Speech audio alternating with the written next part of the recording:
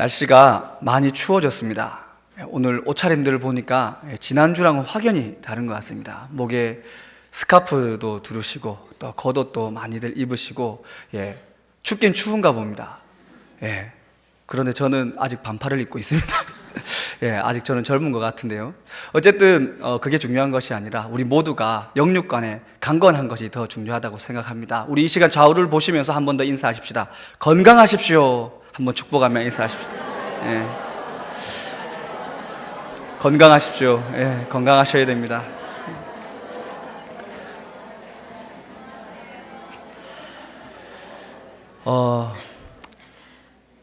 담임 목사님께서 자리를 이렇게 부재하시기 때문에 공석인 자리 관계로 교육자들이 참 많이 바빠졌습니다. 저도 교회 일을 이것저것 하다 보니까 오늘 오후까지 수요 예배가 이 설교가 완성이 안 된 거예요. 그래서 정말 하나님께 기도하면서 정말 이 쥐어짜는 심정으로 설교를 막 꾸역꾸역 써내려갔습니다. 막상 쓰고 나니까 너무 잘 쓴 것 같아가지고 혼자 감동받고 그러고 이제 한 6시 가까이 돼서 집으로 이렇게 식사를 하고 와야 되니까 내려가는데 찬바람이 싹 부는 것이 따뜻한 국물이 참 그립더라고요. 들어가면서 집사람이 뭔가 좀 이렇게 좀 따뜻한 국물을 좀 이렇게 준비해주면 참 좋겠다라고 생각하고 갔는데 집에 갔더니 청국장을 끓여놨더라고요. 처음 끓였답니다. 태어나서 처음으로 어디서 청국장을 얻어와가지고 끓였는데 보기에는 그럴싸하더라고요. 맛이 어땠을까요? 너무 좋았습니다. 너무 맛있어가지고 뜨끈뜨끈하게 정말 속 따뜻하게 먹고 잘 나오게 됐었는데요. 청국장이 참 영양식이지 않습니까? 오늘 이곳에서 선포되어지는 이 귀한 말씀 또한 여러분들에게 그리고 저에게도 따뜻한 이 청국장 국물처럼 큰 영양식이 될 줄로 믿습니다. 지난주부터 이 수요 예배를 이제 부교육자들이 돌아가면서 진행을 하는데요. 어떤 설교를 수요일 날 해야 할까 참 많이 고민을 했습니다. 우리 장시영 목사님이 지난주에 레위기 강해를 이제 시작하셨고, 아직 시작은 안 했지만 우리 서수관 목사님께서는 로마서를 강해를 또 준비를 하고 계시고, 너무 좋은 말씀들을 하겠다고 하시니까 나는 뭘 해야 될까 고민하다가 제일 좋은 걸 하자 그렇게 생각하고 에베소서를 강해하고자 준비를 했습니다. 매주 수요일마다 이렇게 다양한 말씀들이 이제 선포되어질 것입니다. 이 다양한 말씀 강해를 듣는 것도 어쩌면 굉장히 우리에게 큰 복이고 또 좋은 신앙 성숙의 기회가 되지 않을까 싶습니다. 아무쪼록 수요 예배 많이 참석하실 수 있도록 권면해 주시고 다양한 말씀의 은혜를 충만하게 받아 누리시는 저와 여러분 되시기를 축복합니다. 이 에베소서는요, 신학자들이 좋아하는 책입니다. 특별히 이 목사님들이 굉장히 좋아하는 책입니다. 이분들이 에베소서를 좋아하시는 이유는 이 헬라어로 기록된 이 에베소서의 내용 자체가 굉장히 깊이가 있고 또 이 시대의 교회를 향한 그러한 하나님의 메시지를 기록하고 있기 때문에 이 목회자들이 또 신학을 연구하는 자들이 굉장히 좋아하는 책이 이 에베소서입니다. 그래서 이 에베소서는요, 사도 바울 서신 가운데서 로마서와 함께 기독교 사상을 배우는 것과 또 이 그리스도인의 경건 훈련을 하는데 가장 지대한 공헌을 한 책으로 인정받고 있는 것이 이 에베소서라는 말씀입니다. 특히 이 영국이 굉장히 자랑하고 또 든든하게 생각하는 위대한 복음주의자, 신학자인 마틴 로이드 존스라고 하는 목사님이 계십니다. 이분은요, 이 에베소서를 너무나 좋아해가지고 강해집을 썼는데 이 에베소서가 총 6장입니다. 짧죠? 그런데 이분이 강해집을 냈는데 이만한 두꺼운 책으로 8권이나 썼습니다. 그만큼 이 에베소서에 담겨져 있는 이 신학적 의미와 우리 그리스도인들에게 주는 그런 특별한 하나님의 지혜들이 엄청나게 많이 있는 말씀이 에베소서입니다. 그래서 특별히 이 마틴 로이드 존스 목사님은요, 이 에베소서의 메시지가 교회 안에 깊숙이 선포되어질 수 있도록 모든 성도들이 잘 인식할 수 있도록 가르치기 위해서 정말 많은 힘을 기울였습니다. 그래서 마틴 로이드 존스 목사님은 이런 말을 자주 했습니다. 성경에서 가장 중요한 책으로 평가받는 로마서가 복음의 가장 순수한 표현을 하고 있다면, 에베소서는 복음을 가장 숭고하고 존엄하며 엄격하고 위험 있게 표현한 서신이다, 이렇게 고백하고 있습니다. 그러면서 에베소서보다 더 위험 있고 숭고한 성경은 없다라고 선언할 정도로 이 에베소서의 메시지를 굉장하게 평가하고 있습니다. 제일 좋은 거 제가 하는 거 맞죠, 그죠? 예. 뿐만 아니라 이 미국의 프리스턴 신학교의 교장이었던 이 존 맥케이라고 하는 교수는요, 자신의 평생을 이 에베소서의 가르침을 따라 살기 위해서 노력했던 인물로 유명하신 분입니다. 그분은요, 청소년 시기에 방황을 할 때 이 에베소서를 읽다가 하나님을 만나고 예수 그리스도를 향해서 신앙 고백을 하는 그런 놀라운 은혜들을 경험하게 됩니다. 그래서 그가 신학자가 된 이후에 이 에베소서 말씀을 받고 읽었던 그때를 회상하면서 또 이렇게 고백합니다. 나는 새로운 세계를 보았다. 모든 것이 새로웠다. 나는 새로운 관점과 새로운 체험, 그리고 타인에 대한 새로운 태도를 가지게 되었다. 나는 하나님을 사랑하게 되었고 예수 그리스도께서 내 모든 것의 중심이 되셨다. 나는 새롭게 태어났다. 나는 정말 살아있는 존재가 되었다. 이렇게 고백합니다. 이렇게 위대한 학자들과 또 많은 믿음의 선배들이 에베소서를 읽고 많은 은혜를 받고 또 자신의 삶의 큰 변화를 경험한 이유는 이 에베소서가 전하는 말씀 자체가 그만큼 순수한 복음이며 또 하나님이 우리 그리스도인들에게 말씀하고자 하는 그 내용들을 정확하게 표현하고 있기 때문입니다. 그리고 특별히 교회와 그리스도인을 향한 이 하나님의 사랑과 하나님의 뜻과 계획들이 굉장히 아름답게 표현되어져 있는 이 서신이 에베소서이기 때문에 그러합니다. 이제 저와 함께 이 에베소서 말씀을 1장 1절부터 한 절씩 자세하게 함께 이렇게 고민해 가면서 살펴보실 텐데요.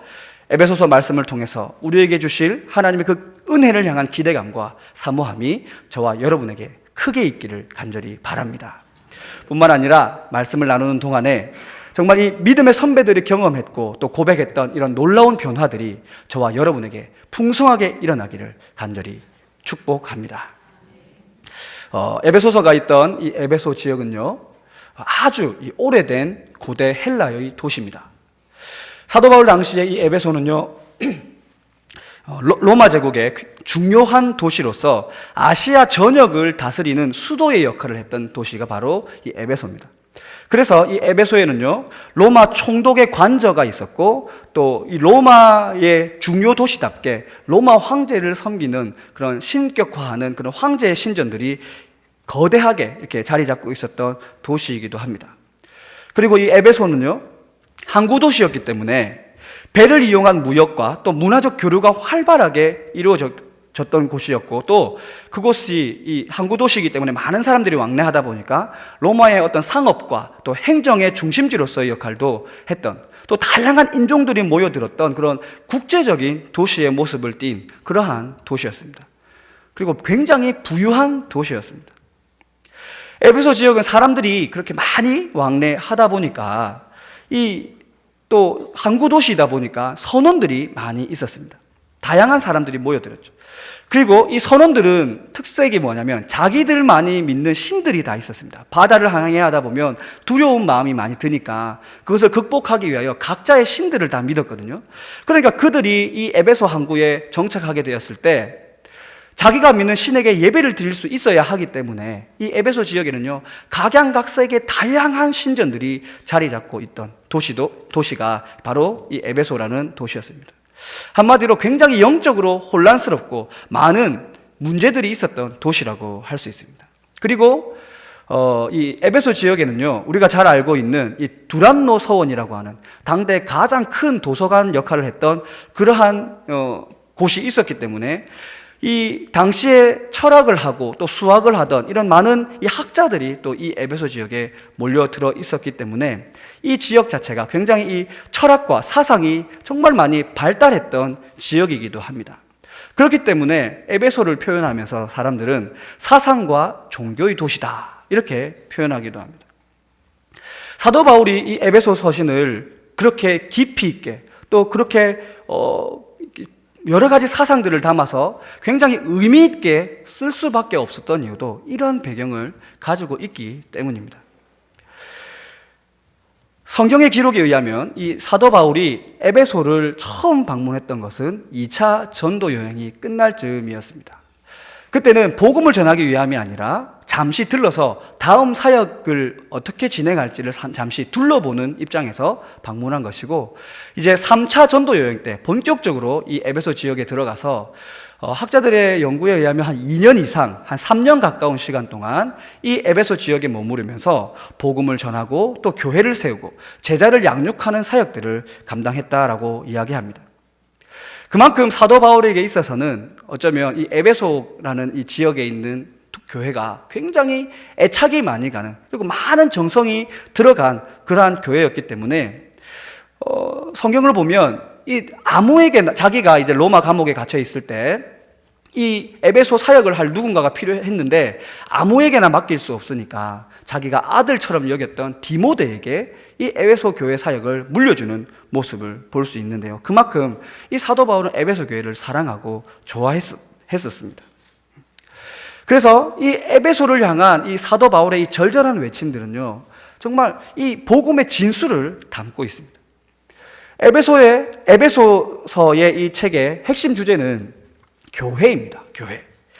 교회를 통해서 이루어 가시는 하나님의 구원의 사역들, 그리고 성도와 교회가 가져야 할 어떤 책임과 의무 같은 것들을 명확하게 선포하고 가르치는 책이 바로 이 에베소서 말씀입니다. 우리 한번 생각해 봅시다. 에베소서의 핵심 주제가 교회라고 말씀드렸는데요. 우리가 세례를 받을 때 교회의 정의에 대해서 아마 고백했던 것들 기억하실 겁니다. 기억나시죠? 교회가 무엇입니까? 한번 크게 얘기하기 부끄러우시면 혼자 한번 생각해 보십시오.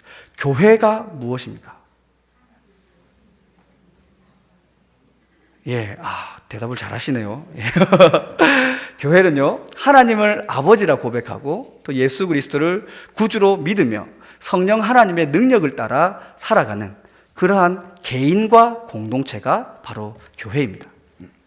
성경은 우리 자신, 우리 개인이 곧 교회이면서 이러한 개인이 모인 그 크고 작은 공동체가 교회다라고 말씀하고 있습니다. 그렇기 때문에 이 에베소서 말씀은요, 이 세상에서 하나님께서 구별하신 교회인 우리 성도와 성도들의 그 공동체를 위한 말씀이라고 생각할 수 있습니다. 그렇기 때문에 이 에베소서의 말씀을 듣고 배우고 그것을 실천하는 것은 우리들에게 너무나도 중요한 것이고, 어쩌면 우리에게 찾아온 귀한 기회라는 것을 기억하시면서 아무쪼록 이 에베소서 말씀을 듣고 배우고 또 실천하는 일에 힘써 노력하는 저와 여러분이 되시기를 바랍니다. 오늘 본문 말씀을 보시면 오늘 1절과 2절 말씀은 이 에베소서의 서문입니다. 사도 바울은 이 에베소서를 기록하면서 다른 서신들과 마찬가지로 자기를 소개하고 또 교회에 축복하는 인사를 하는 글로 이 서신을 시작하고 있습니다. 에베소서는 여러분들이 잘 아시는 대로 이 사도 바울이 로마 감옥에서 쓴 옥중 서신 그 4권 중에 한 권의 책입니다.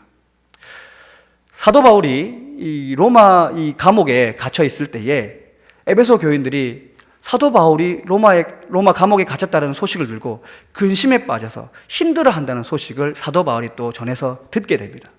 그때 사도 바울은 자신이 감옥에 갇혀서 힘든 상황에 있음에도 불구하고 오히려 이 에베소 교인들을 격려하고 또 위로하면서 그들에게 힘과 위로와 또 하나님의 분명하신 목적을 가르치기 위해서 이 서신을 썼습니다. 뿐만 아니라 자신의 형편을 말하면서 성도의 굳건한 그런 믿음을 지켜갈 것을, 온전한 신앙인으로 살아갈 것을 권면하기 위해서 이 에베소서를 기록했습니다.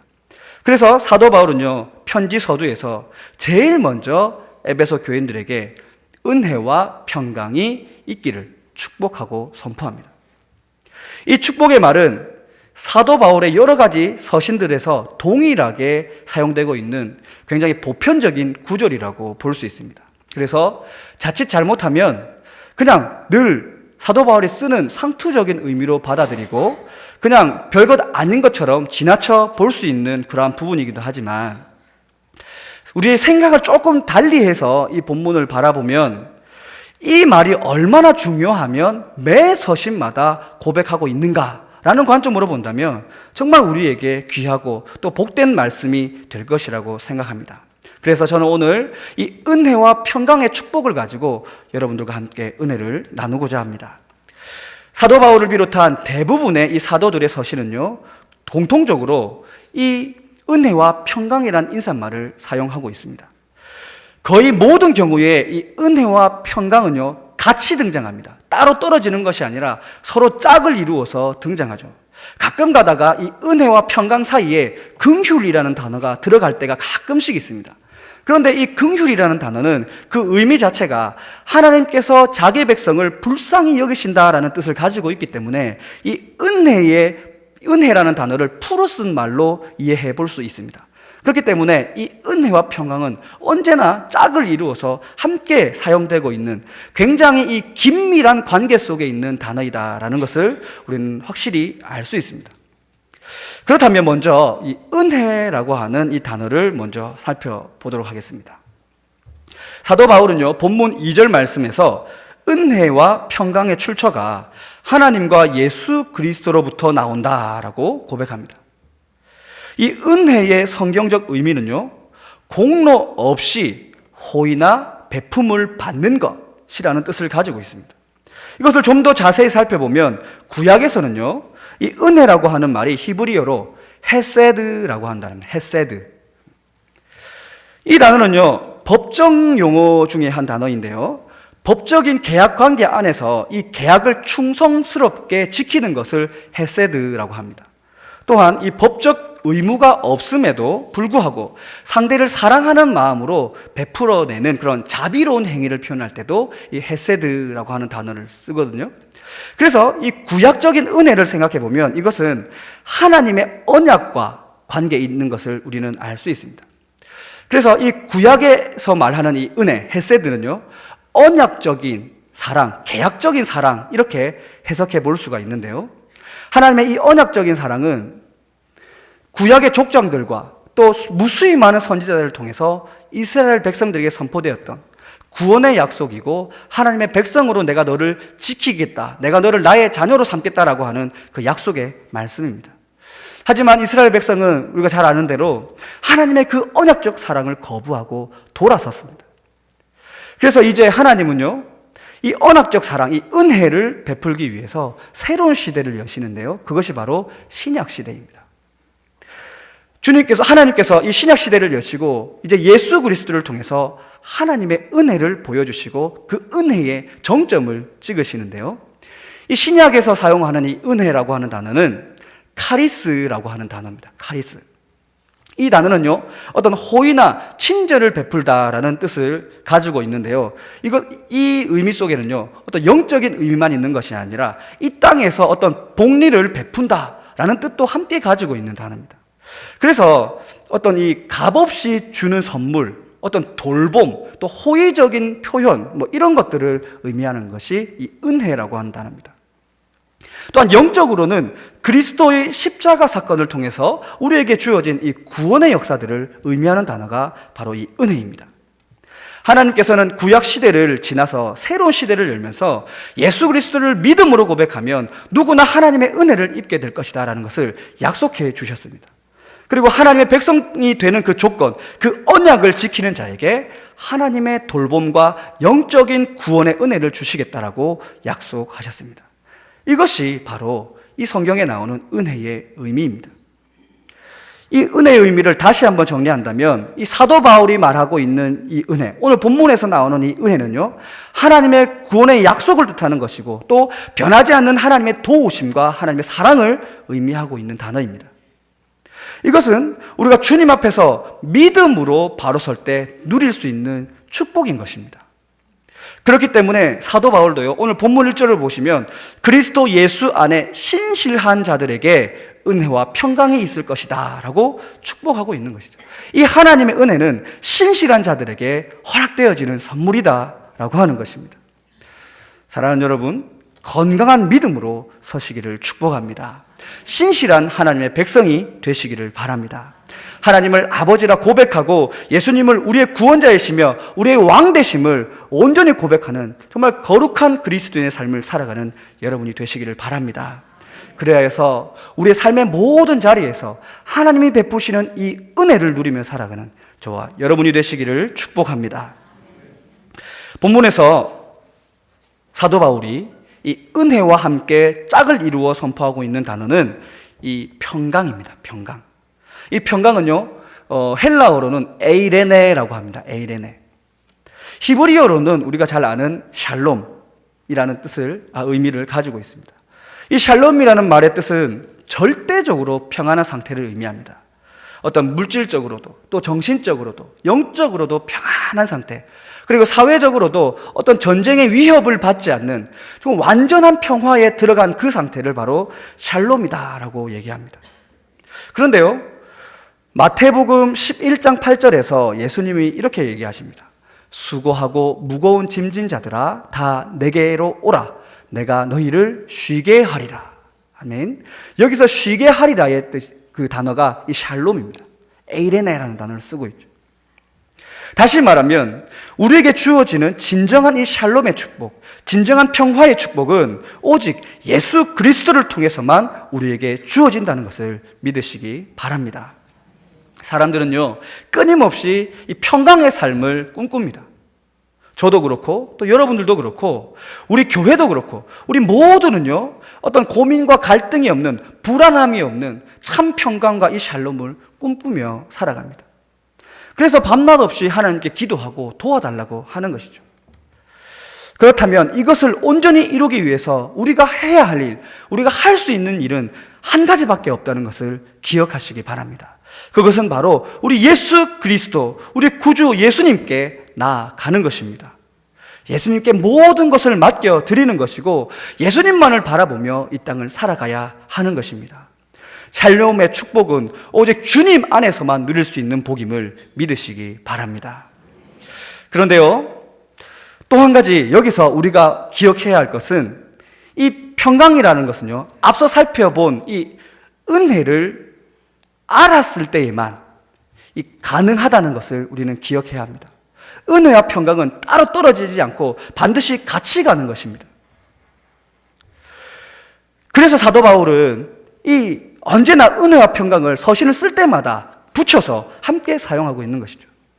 하나님의 은혜에 대해서 알지 못하는 사람은 예수 그리스도를 영접할 수 없기 때문에, 주님을 알 수 없기 때문에 이 평강의 기쁨을 누릴 수 없게 된다는 것입니다. 건강한 믿음으로 하나님의 은혜에 깊이 들어가서 주님께 모든 것을 맡길 때 얻게 되는 이 그리스도의 평화를 맛본 사람만이 이 진정한 이 샬롬, 진정한 평강의 삶을 살아갈 수 있다는 것을 오늘 본문 말씀은 우리에게 가르쳐주고 있는 것입니다.